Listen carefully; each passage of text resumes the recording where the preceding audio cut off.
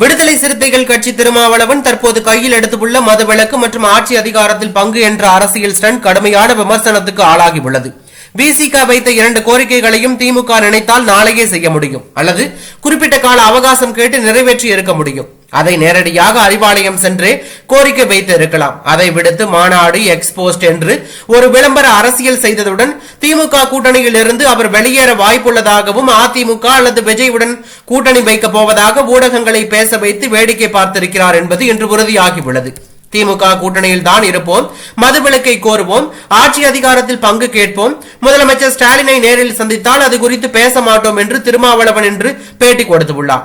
நிலையில் திருமாவளவனின் இந்த சர்ச்சையான செயல் குறித்து நாம் தமிழர் கட்சியின் நிர்வாகி இடும்பவனம் கார்த்தி தனது சமூக வலைதள பக்கத்தில் தொடர்ந்து கடுமையான விமர்சனங்களை முன்வைத்து வருகிறார்.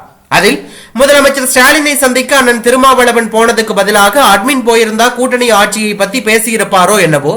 மாநில அரசின் அதிகார வரம்பில் இருக்கும் மதுவிலக்கு குறித்து மத்திய அரசுதான் முடிவு செய்ய வேண்டும் என வலியுறுத்துவது மாநில தன்னாட்சிக்கு எதிரானதில்லையா திருமான? மதுவிலக்கை செயல்படுத்த மாநில அரசுகளின் கைகளிலேயே அதிகாரம் இருக்கும் போது மத்திய அரசுதான் முடிவெடுக்க வேண்டும் என கோருவது ஒற்றை ஆட்சிக்கும் அதிகார குவிப்புக்கும் ஆதரவானதுதானே?